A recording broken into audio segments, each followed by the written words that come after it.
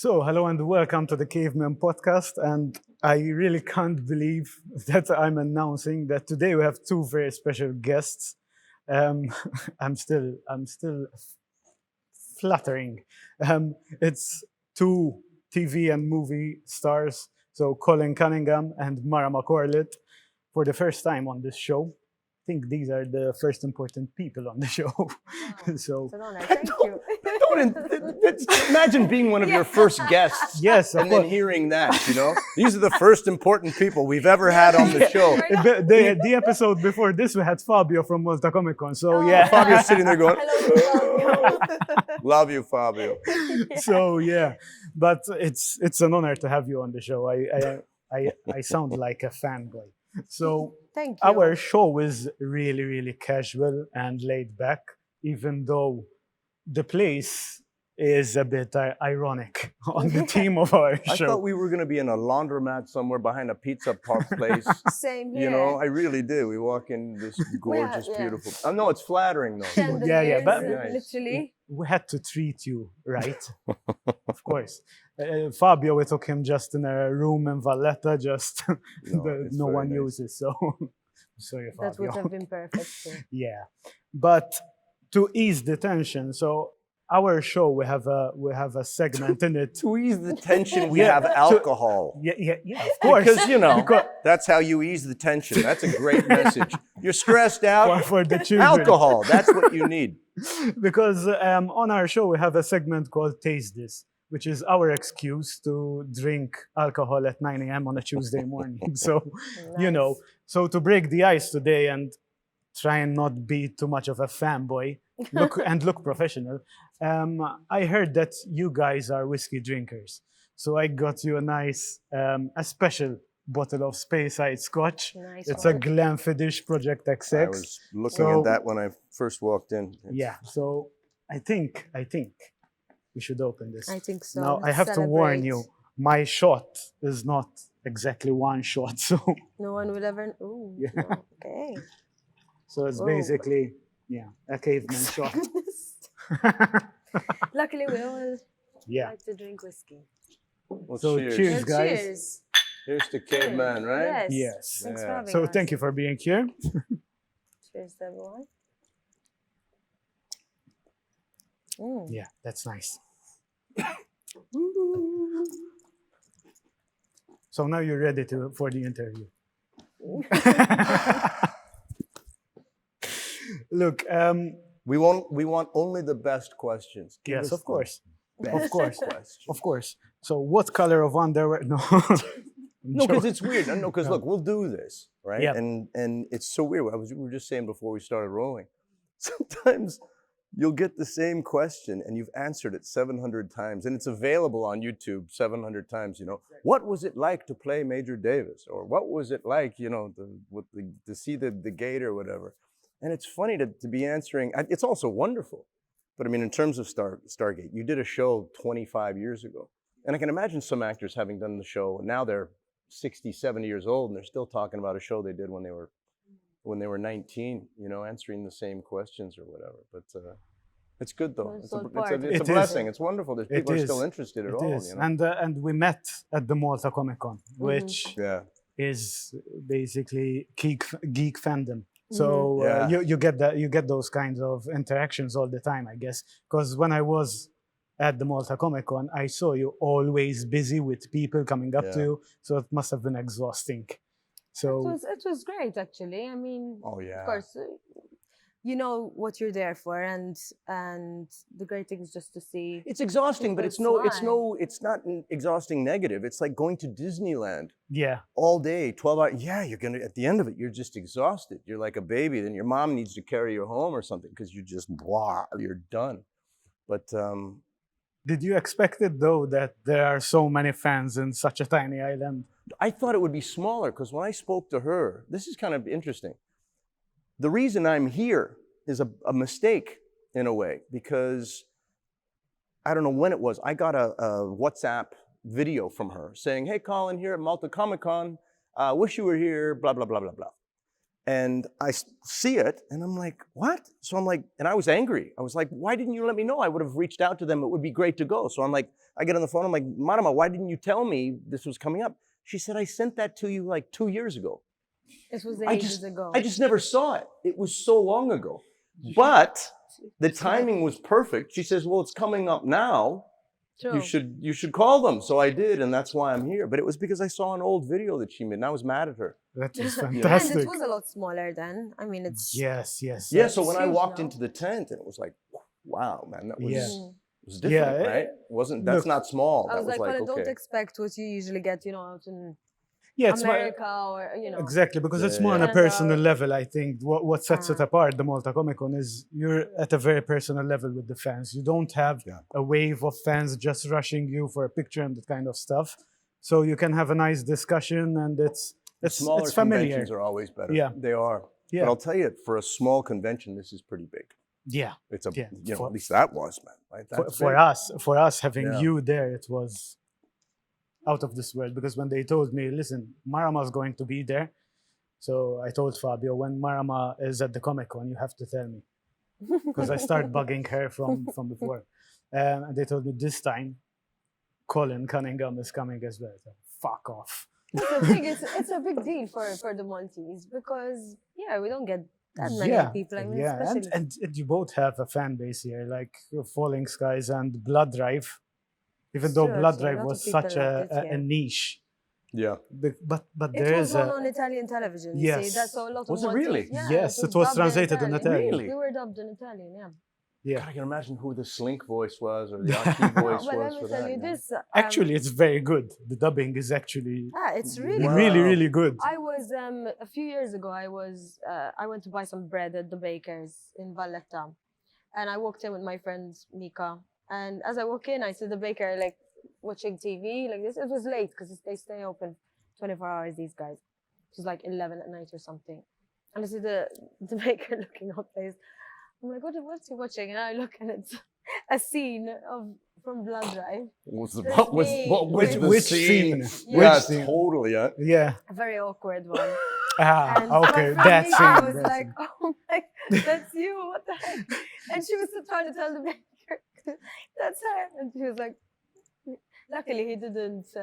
No, people Didn't don't you? don't really think that you are Maltese and you're showing up on TV shows from America, from the UK.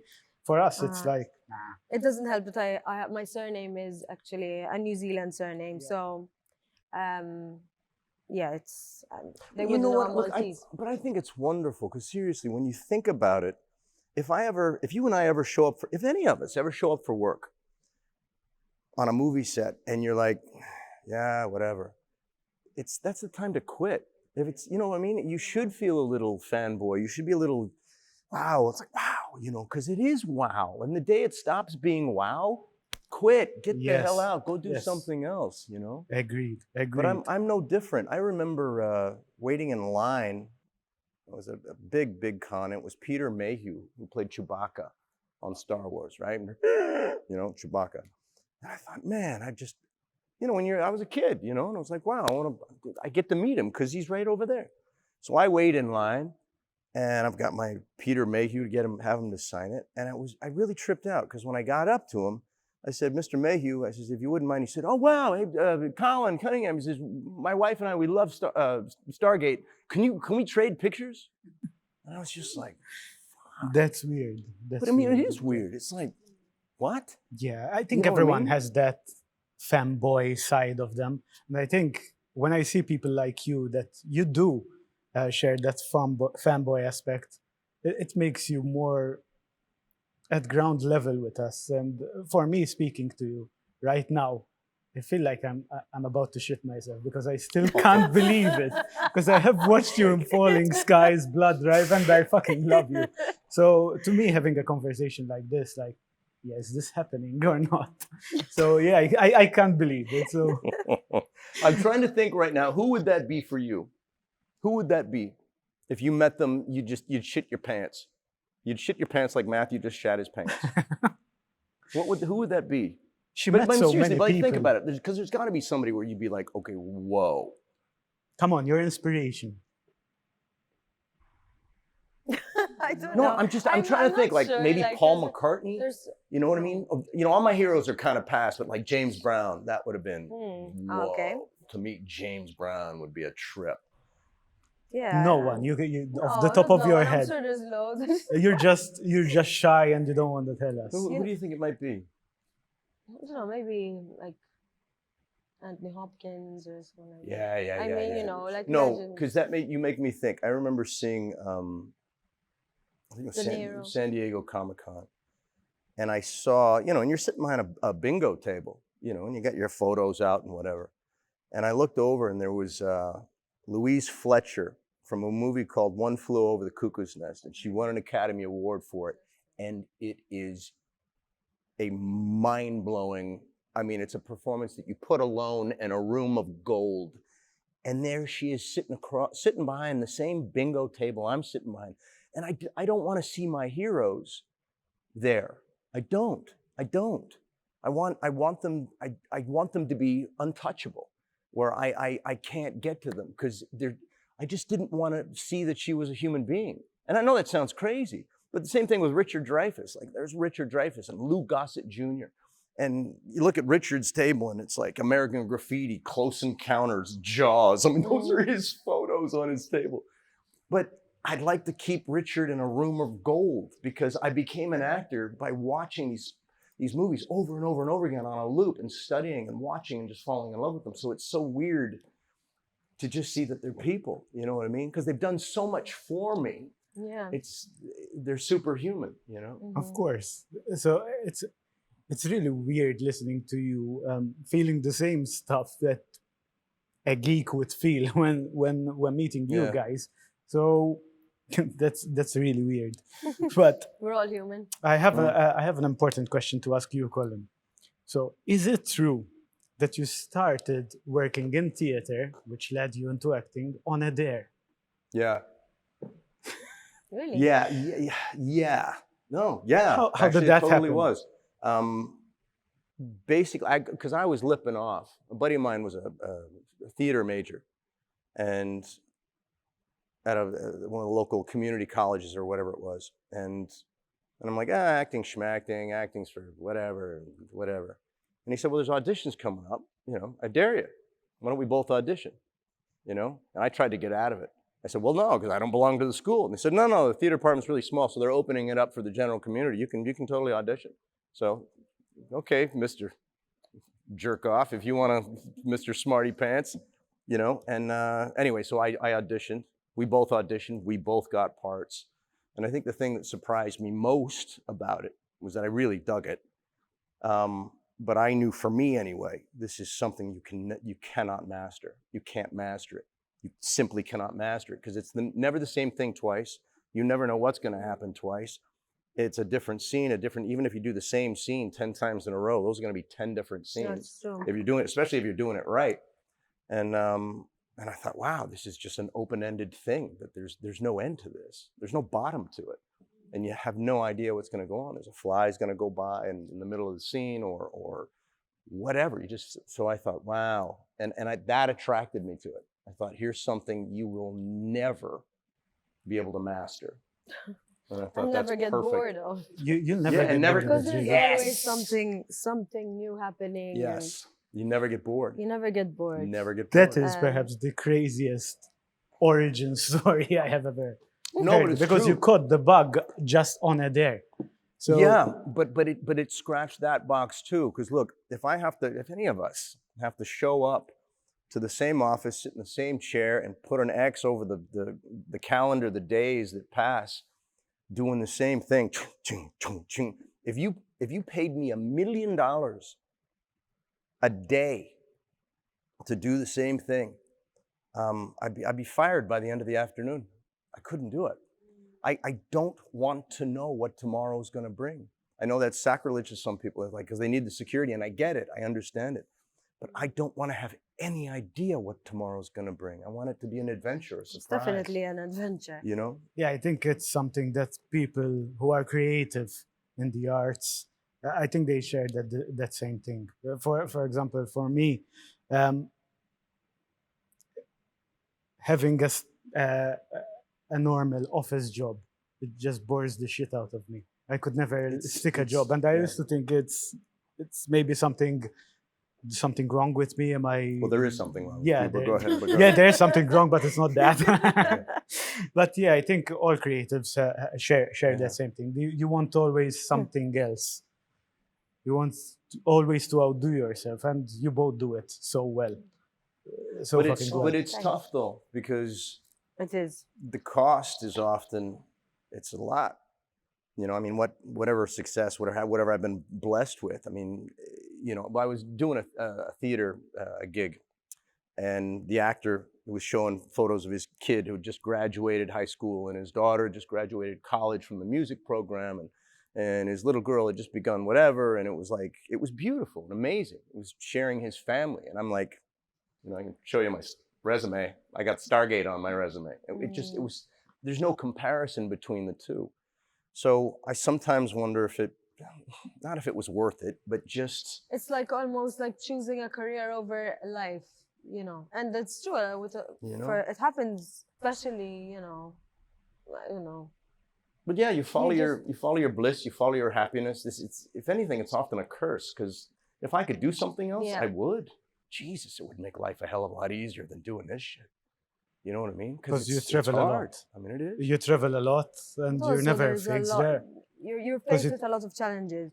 There's a lot of no's. There's a lot of, you know, the real life in acting isn't all like lights and parties Yeah. and red carpets. It's not. You know, when it comes down to it, the real hard work is getting the job, and that's in between. A lot of people struggle with, you know, and it's a big challenge to make that part of your life, like, and it becomes a normal part of your life where you are fighting a little bit of a battle with yourself and with the world. Yeah. Isn't- Well, I often laugh when people say, you know, why did you take that role? Why did you accept this role? And it's like, I didn't accept it. My landlord was going to kick my ass out of the apartment if I didn't Right. pay my rent. You take whatever the hell you can. Right. And then Yeah. hopefully you use that as an opportunity to maybe do something that might not suck, you know? But 9 times out of 10, that's what you get. You know, even Blood Drive, I was third choice. Really? Yeah, third choice. First guy offered it to him. He said, refused to do it. Second guy Thank God. said didn't know if he wanted it. And then there was a scheduling problem. I was number 3, you know? That's a So- blessing, though. That's a blessing.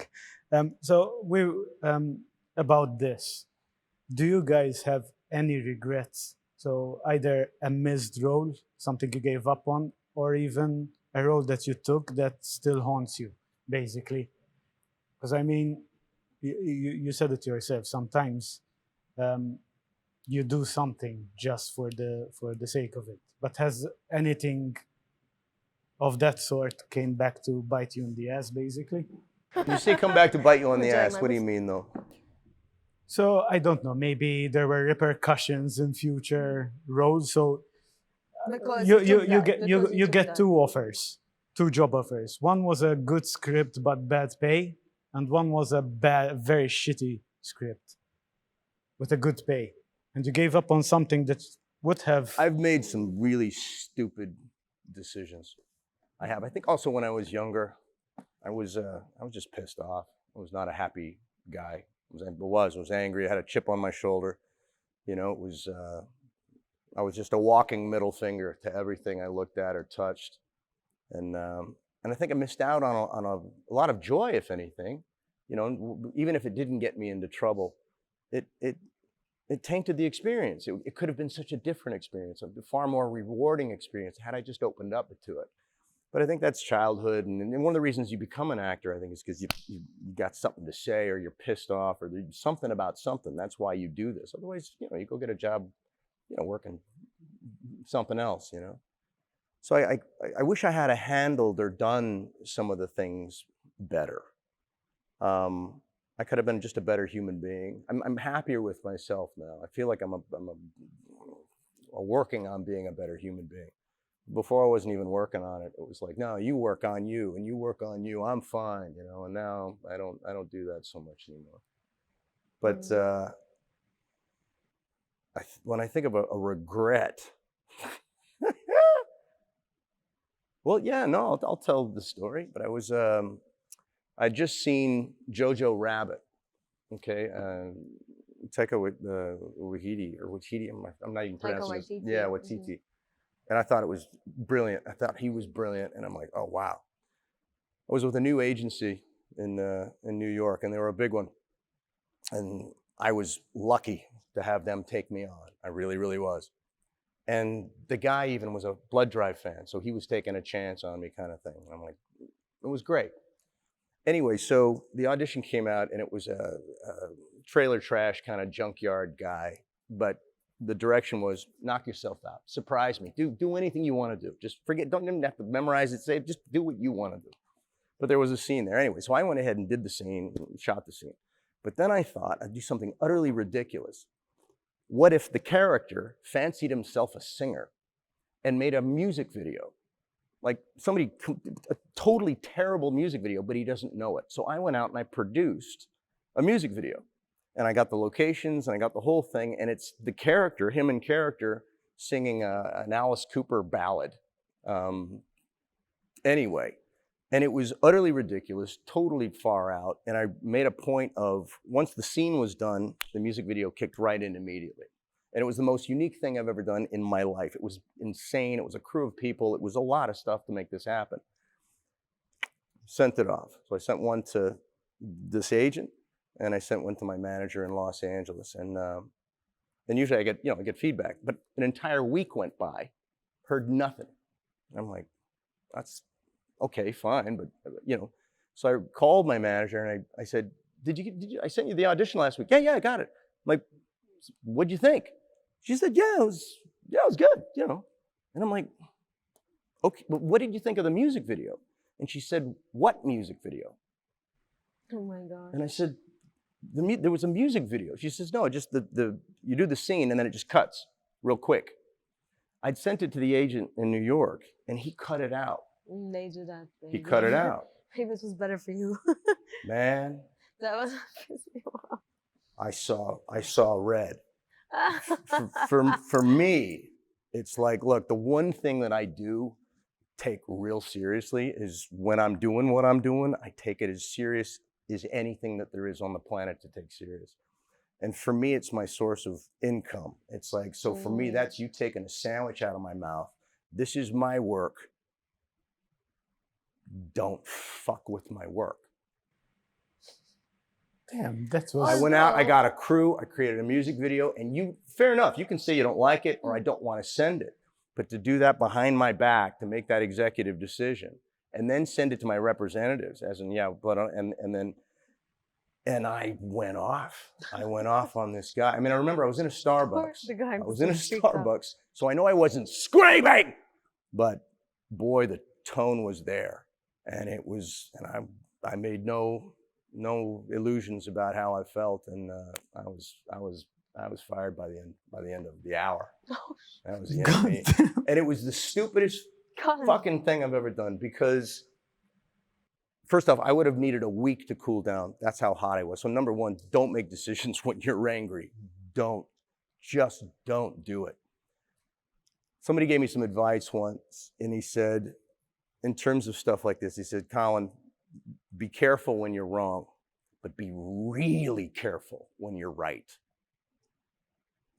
Because being wrong will cause you trouble. Being right, you can lose everything. because you're right. And that could really mess with you. But anyway, so yeah. Moral of the story. And they were a great agency, and I was stupid to do that. I should have chilled out. But still, don't do that. Don't do that.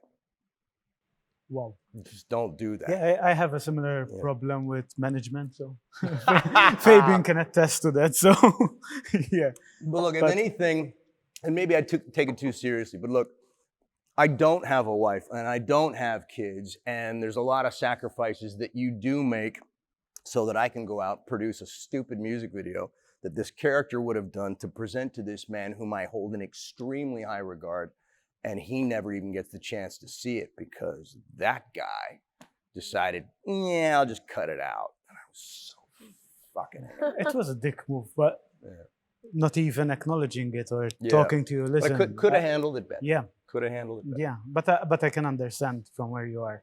So Oh, you so put bad. your heart in it, and they just do it behind your back But without I even forget what the damn question was, because let's get it back to you. What regrets. regrets? I mean, there's always some regrets, obviously. You know, you always feel like you haven't done good enough. If there's something you up for that you really, really want and it doesn't go your way, you're always going to question it, especially if you read a really good script and you can start imagining yourself playing the role. And then after, maybe when you actually see the show, you think, okay, I see why I didn't get the role. But it's more other than regrets, I mean, you slowly have to make this world super magical in your head, because otherwise you can get really upset, because you put so much into it. So it's like keeping this idea in your head that there is a reason why you didn't get that, and there's going to be the next best thing or whatever, like with Blood Drive. I mean, I never thought I would do that show, to be honest. Reading it, I was like, do they actually expect someone to do this? Well, This dig is this. ridiculous. I got the audition. I thought the audition was great because it was just one scene. And then it's like, okay, you got it. I'm like, great. What did I get? And they sent me the first script, and I was like, had I read the script beforehand, there's no way I would have auditioned for the show. There's no way. I wouldn't have done it. I Wouldn't have done it. I read this and I said, Unbelievably I looked at it and I offensive. was It was like, terrible. there's I'm like, no yeah, way. I There's thought no this way. is super offensive. This is ridiculous. They expect like me to even try and do this. But then I think I just remember thinking, it will be a challenge. Let me just send a video in for Aki, the part, and then later down the line I got a call saying, can you now audition for another part? Oh, really? For oh my god, I'm going blank with the names. As in the main character. Oh, yeah. Okay, I got it. Anyway, Yeah, that's the name. That was about it. No, but yeah, for another role anyway, and I didn't get that. So then they got in touch, and I was like, "What? Really? They want me to play this role?" And I think I was like, I told my agent, I don't think it's a good idea for me to do this. I kept saying no, and I think if I didn't do it, I would have regretted it probably. I'm so glad I took it. No, because it was also when I looked at the material, I'm like, okay, this is staggeringly offensive, but there's something else going on here. Very tongue-in-cheek. I mean, Well, it was like it knew it was offensive, and I'm like, okay, why? And there was something else. Grindhouse is always There was like something. that. Yeah, there was. I saw James Rowland at the end of it. I said, this guy's a genius. Because he was doing all this stuff that at face value was offensive, over the top, but I'm like, no, there's something else going on here. So I love him to this day. I think he's a genius. No, to be, it's still a mystery why it was cancelled, because for fans of Grindhouse like myself, it really resonated with me, because it reminded me of Dario Argento's horror stuff. So there's nothing like it on TV. James is a huge... Because there's 50 Shades of bullshit on TV. There's always those same shit, same Marvel stuff, same drama, same procedural stuff. And then there was Blood Drive. I have no idea why it was cancelled. It was really critically acclaimed. I don't know, because it was canceled before everything was being canceled, so I don't know. I don't know if you could even make something like that now, though. I don't know. It's impossible. It's impossible. It's very unique, let's just say. But yeah, I mean, I'm glad we did it. I had a lot of fun. No, me too. Of course, you made it. You two, both characters, Aki and Slink. You made the series basically. You outdid yourself. You're a fucking chameleon. Because I followed you on Falling Skies as John Pope, and it's such a contrasting part, seeing you as a mastermind, as a cynical bastard right there, and the fight scene with the gentleman. Oh yeah, I was like, holy shit, this guy is amazing. Was it you that sent me video on your cell phone of Andrew and I rehearsing? Yes. I treasure that, actually. That was unbelievable. Yes. No, that was a trip. I remember thinking, okay, you've got this ridiculous, stupid post-apocalyptic death race, engines run on human blood. I mean, this is a styrofoam show. This is a throwaway show.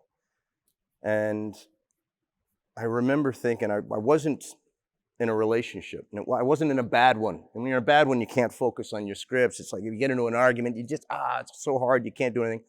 But I also wasn't in a good one, you know, where, oh, I love you, I miss you, come out here, I need you so much, I miss you. So there was nothing. I had nothing going on. And I thought, you've got this stupid TV show, this ridiculous nonsense. What if you went at this thing like it was Arthur Miller, like you were doing Macbeth? And I mean, like really did. Because I also thought to myself, all right, you fancy yourself an actor, you think you're pretty good, your ego or whatever. How good are you really? Like really, how good are you? And so go with this like it's the last gig you'll ever play. Don't play The Engines That Eat Blood. Go another 10 levels up and see what you can find. And that's what opened it up for me. Also, we'd only get one take, 2 takes. Yes, oh, for sure. Alan and Christina, they'd get, you know, they were 1 and 2 on the call sheet. Of so course. we had to be totally prepared. And that's how we prepared ourselves.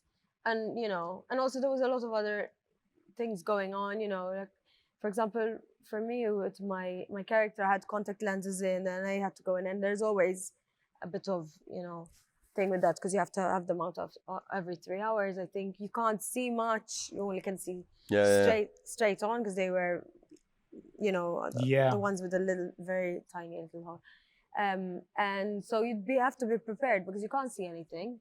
It's like, you know, the scenes used to be quite long. They were very long, a lot of dialogue. But no, I just remember you and I sitting in our rooms, whatever, just going over reams of dialogue over and over again. Like, do it again, do it again. Now do it backwards, literally backwards, from the last word all the way up to the first word. For that. We took it to another level in our minds. Like we were doing a play, really. Totally. That's what it felt like. And I remember watching nothing but, what do you call it, live television from the 50s, before there was videotape. There was no videotape. So TV would literally go out over the air like radio, only instead of a radio where you'd listen, a TV would come in where you'd watch it. And they would do these plays and they would go live to the nation. And actors, you had to be, you get one, man. So you'd rehearse for a couple weeks, but when you did it, you got one shot. And if you screwed up in front of the entire country, and you don't work anymore because you just did that. So those were the stakes for us. You know, it was like, how good can we get it? Because we're going to get one shot. So and as soon as we figured that out, we were like, then this is the way that it's going to run. Because we were there for 8-9 months. How long was it? About 8-9 months on that job? At least 6. 6? Okay, so yeah, it was a long time, you know. We were out in I still remember you getting picked up and brought to the set at like 5 in the morning, 4:30 in the morning for makeup or whatever, and there was nobody there. I was always first. You too. But gets this, she's out in front of a gate at a studio. She can't get in. You're in Cape Town, South Africa. It's 4:30 in the morning. She's just standing out there.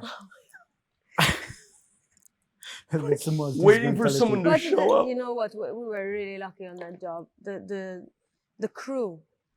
I love working in Cape Town. Everyone's just incredible. Crew there is like. No, they were good really, folks. Really first class. It's fantastic hearing you talking about Blood Drive. Do you have any? I loved it. You know what, I was talking to James. Right? Yeah, there is something, but because we were invited, I ended up going. There was some guy Andy. Hey, Andy and Lee.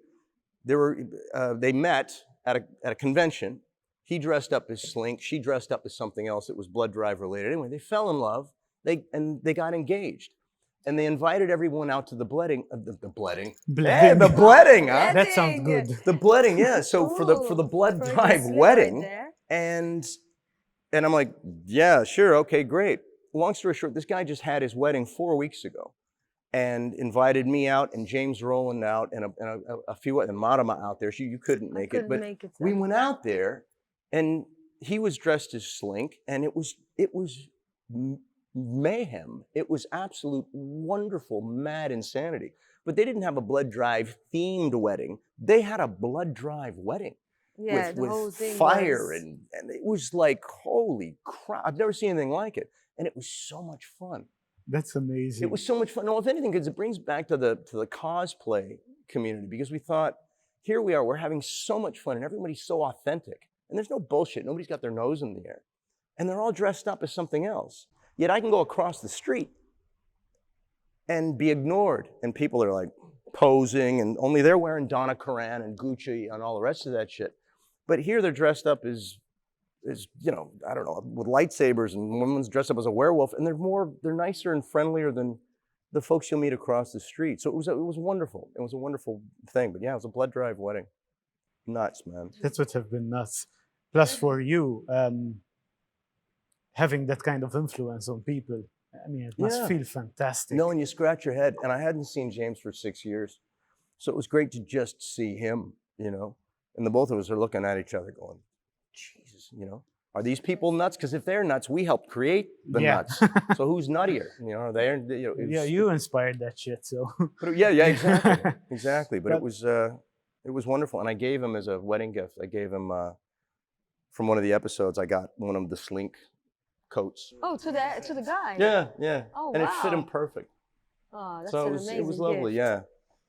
So that made his wedding. So from Blood Drive, was there anything from behind the scenes, something that happened to you that was extremely funny? Because it was quite a serious, not serious, but it was quite a chaotic series as such. Or something funny from any series or anything you've ever done. Blood Drive, what happened? So coming back. No, just not Blood Drive, anything. You mean on Blood Drive? Yeah. Oh. Oh, Blood Or Drive. Blood any other. Because I met the Blue Power Ranger, George Vargas Jr. Yeah, yeah. And he told us a funny story from behind the scenes of Power Rangers. Apparently there was something that the crew would constantly moon them because they only had one take. So if they fuck it up, Yeah, well, they no, fuck I up do the whole remember day. this, and you'll remember Yay. this too. We were in a studio, but the studio was just a metal roof. It was not a studio. It was a warehouse. Anyway, there was birds, and they ruined the sound take, right? So the first AD would carry a tennis ball. He'd carry a tennis ball. It's all right, quiet on set, roll sound, rolling, boom! The tennis ball would go up and hit the ceiling, and all the birds would shut up. Because it would just, the birds would be quiet for about 90 seconds, and then you do the scene, Oh my and goodness. then I didn't know that. they start going off again. So yeah, I remember, I'll never forget that. I thought, holy shit, this is how they make movies in South Africa. You just, bang! It's a very good Okay, idea, you know? I have to say. Sounds very caveman-esque. I remember that. Something that we would do. And it was very funny, you being out there for 2 hours at 4 a.m, being out in front of the gate, Do anything for Blood Drive. out there in a lovely neighborhood there in Cape Town. No, we had a really good Let time. me tell this story. I don't think I've ever told this story before. This isn't a Blood Drive story, but I had an audition for a part. But I had this little like skull cap, almost like a Muslim kind of skull cap. It was perfect for the character. I couldn't find it, and the audition's like, I don't know, 9 days away. But I really wanted it, and I'm like, chill out, it's fine, it'll show up, you'll be fine. But I looked everywhere for it, I couldn't find it. I looked everywhere. Now, literally leading up to the auditions, the night before, could not find anywhere. I checked my car, I checked whatever, I was stressing out, and I literally told myself, don't stress out. It was one of these things, these things you play with yourself, but I really did it in earnest. It's coming to you like a freight train. You will have that for tomorrow. And I sincerely believed that I would. Like, it wasn't faith, it's coming. I was absolutely certain it was coming, but it was nowhere. Long story short, I woke up in the morning, you know where it was? In my hand. Oh, It was in my hand. strange. Now, my analytical brain can say, well, I got caught up in the laundry. Okay, fine. No, it was in my hand. And I knew it would be, and it was. And I went, audition, that was that.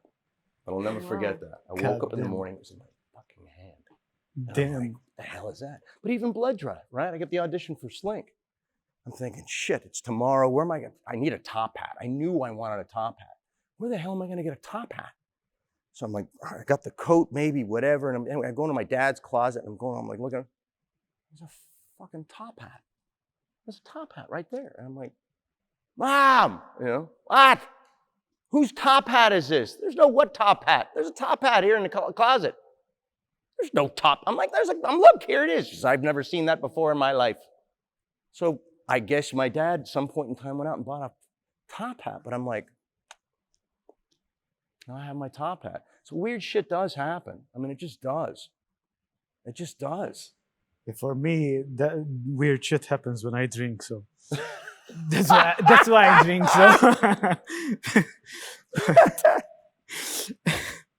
So one of my favorite roles you portrayed was John Pope on Falling Skies. So he was a very morally ambiguous character. And my question is, was that all you, or was the character arc something that happened naturally because you fucking stole the limelight? Well, look, certainly on that show, it started with the writer. So Robert Rodat, he's such a wonderful writer. He did Saving Private Ryan and Band of Brothers. So he was the first writer on that show. They ended up changing over time, but that helped.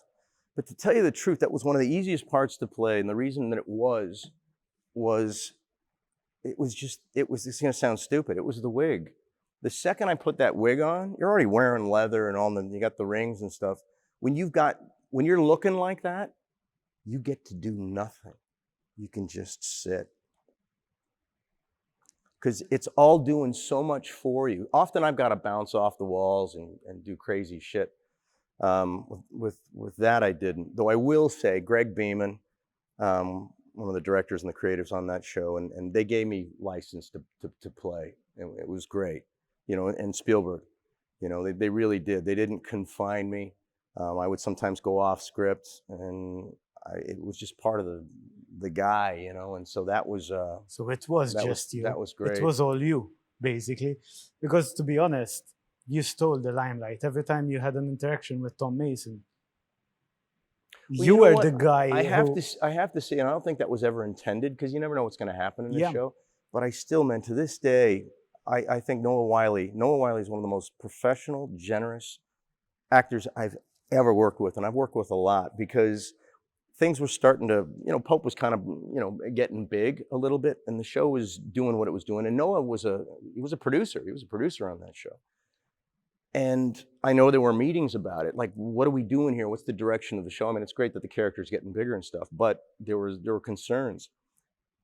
But he never once, when he came onto set, he never once threw an elbow into my chest.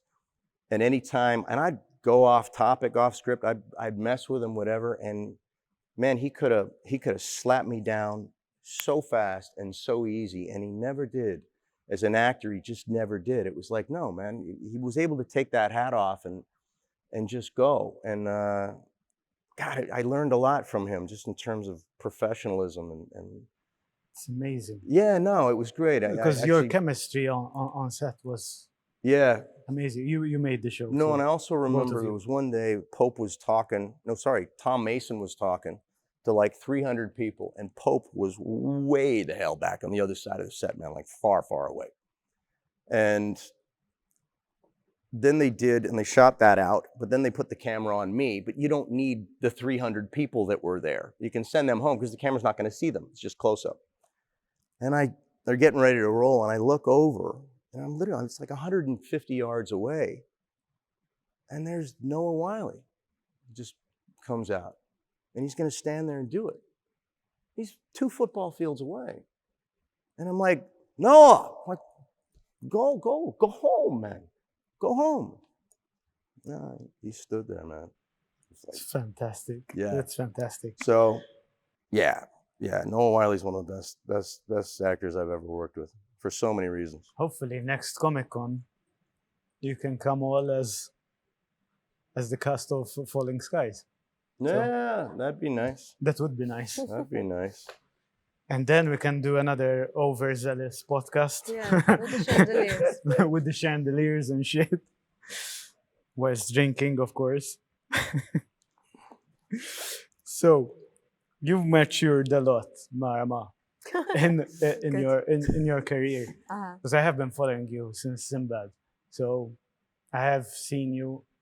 Is there one specific role that you really, really feel at home at? You want to revisit it? Revisit. Yeah. Maybe the Children's Hour or something. I'd love to do that show.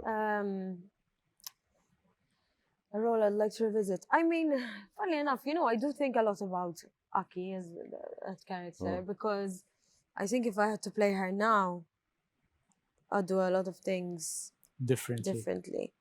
But only with what I know now about certain maturity.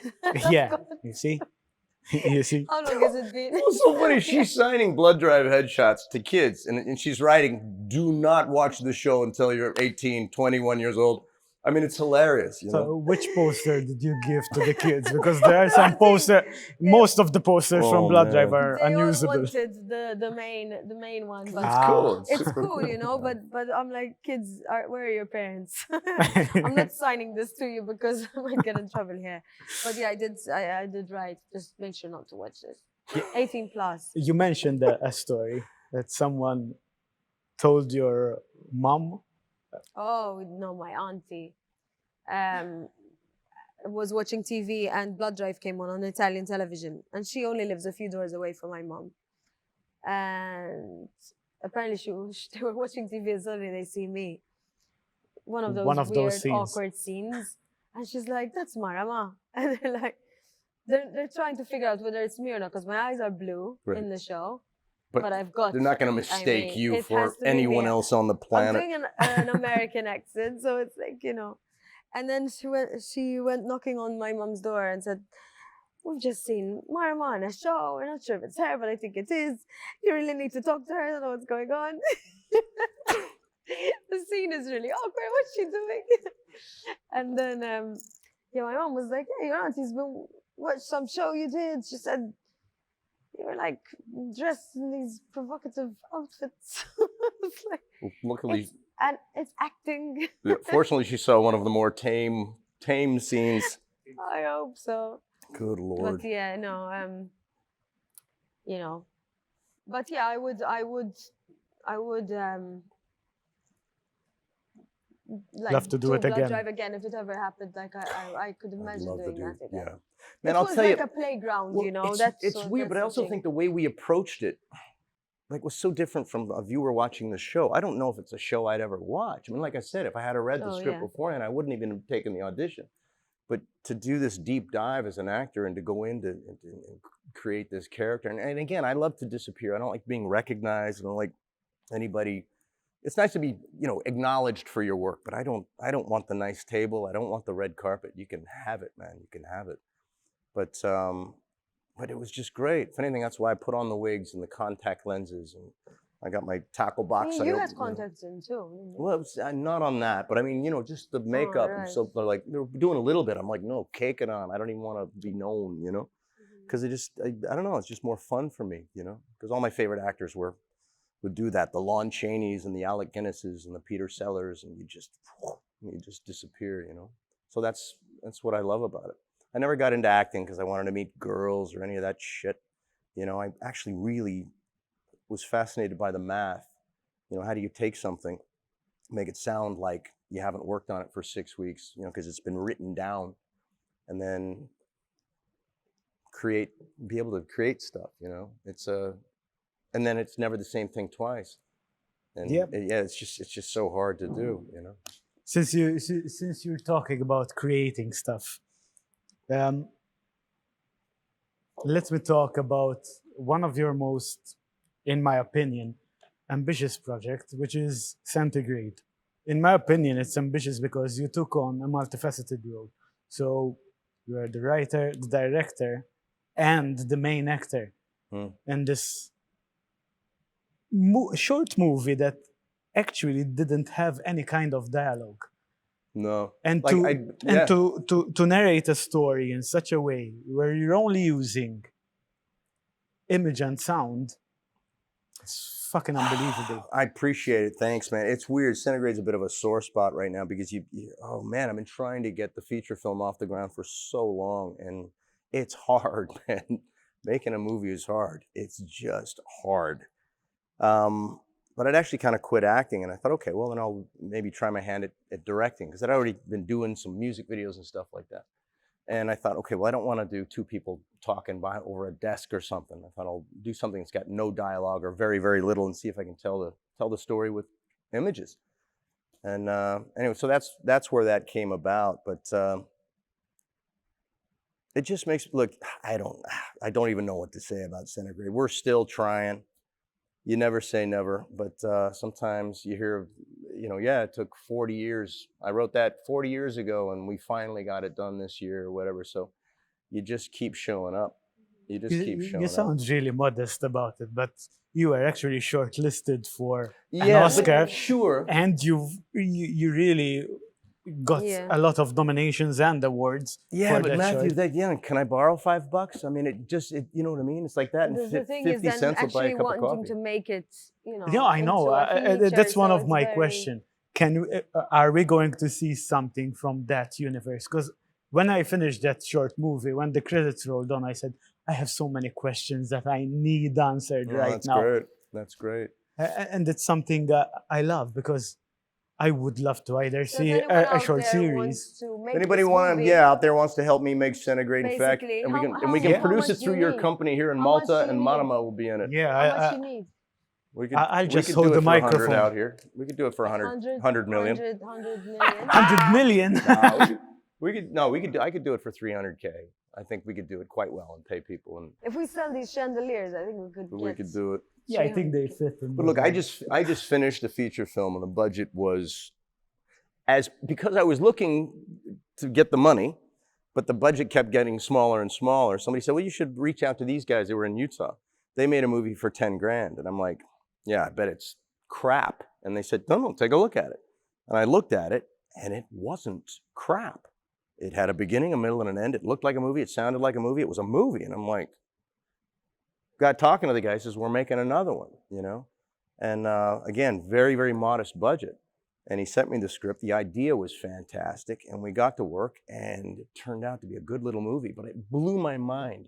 The crew was 4 people, 6 people.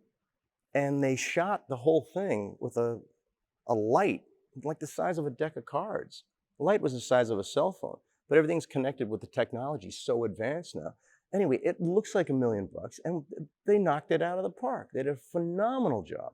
It's called He Never Left, and it's just beginning the festival circuit now. And it's if they had $1 million, I'd say you did fantastic.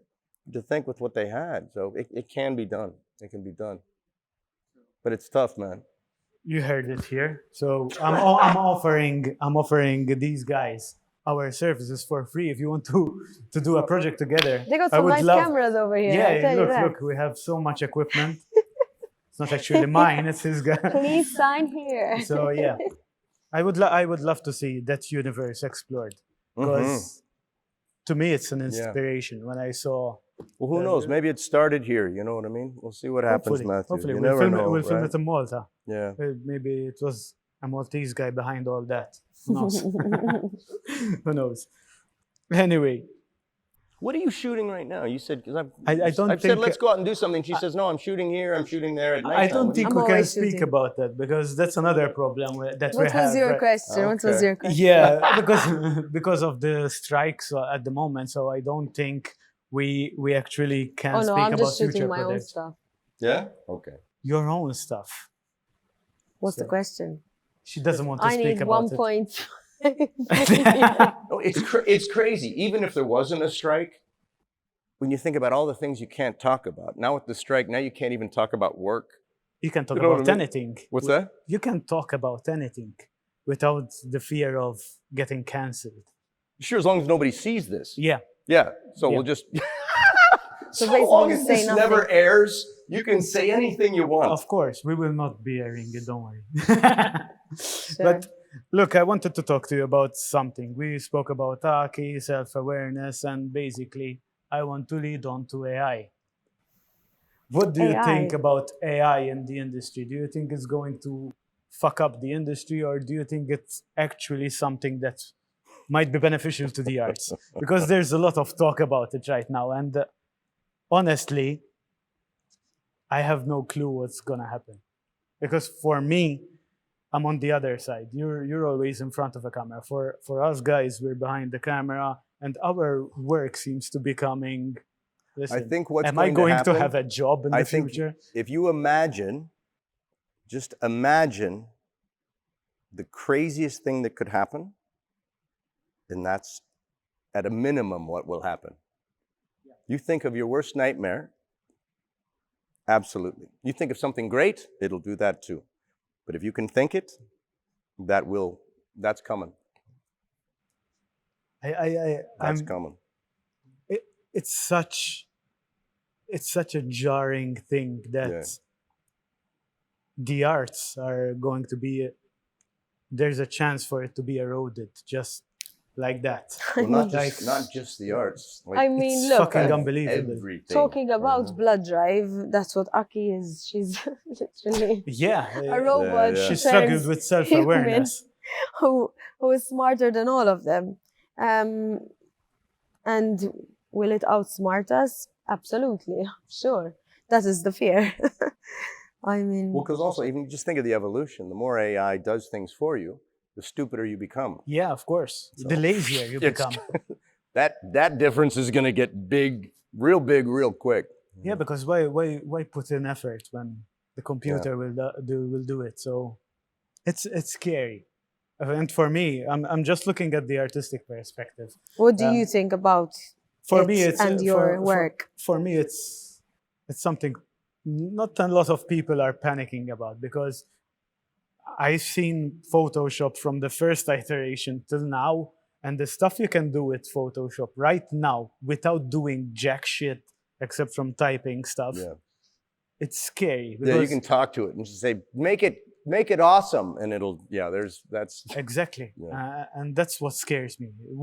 Will I be able to? Is there a need for someone actually to write a script or do a storyboard or do anything, basically? So that's the scariest thing about it. Look, it's going that way. The interesting thing, it really is interesting. I think Hollywood, as we've known it, is on its way down to nothing. I don't think there's any stopping it. And Hollywood, as we know it, will no longer exist. And it's been happening for decades now. I think they're producing content nobody wants to see. And they're insulting their audience on top of it. And I just don't, and they refuse to change because there's something else going on. It's not business decisions going on. It's almost like a very strange, I don't know. It's very weird. It's weird. You're losing billions and you know it, and you can easily just stop doing that. That's making all the losses, and you're going to refuse to make the changes. And so you're going to keep losing billions. It's a really, really interesting thing, you know? It's an interesting thing. So I don't see it coming back. I really don't. Strike, no strike, whatever. It's not, I don't think it's ever coming back. Unfortunately. It's sad. It's terrible, you know? Unfortunately. I think we can conclude here, because it's been a fantastic pleasure having you both on this show. I'm still starstruck, even though I am slightly buzzed with the whiskey. It's been fantastic knowing your thoughts. It's so weird because we just spent an hour and a half talking about a show that nobody's ever seen. Yes. It's so weird. We're talking And it's about a not show a that show no you one want to saw. tell your parents or friends. Yeah, to it's not really even a show watch you could because recommend. And you yeah, can't that's what we're recommend John it. said. Just So for, here we are, two actors you've never seen before talking about a show you'll never see. Thanks for tuning into the Thank you podcast. so much. So fucking modest. Why? Why? Keep following our show, cavemen.me. You'll see plenty of interviews with these guys out from the Malta Comic Con feature, which is on our portal and on YouTube. And I hope we'll see you on the next episode.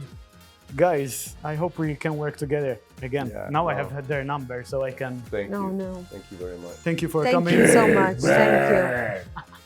What did you make me say last time? What was it? Yes. Was it exactly. Cavemen? Yeah. Of course. Thanks a lot. Thank you guys very, very much. This Grazie was mille. amazing.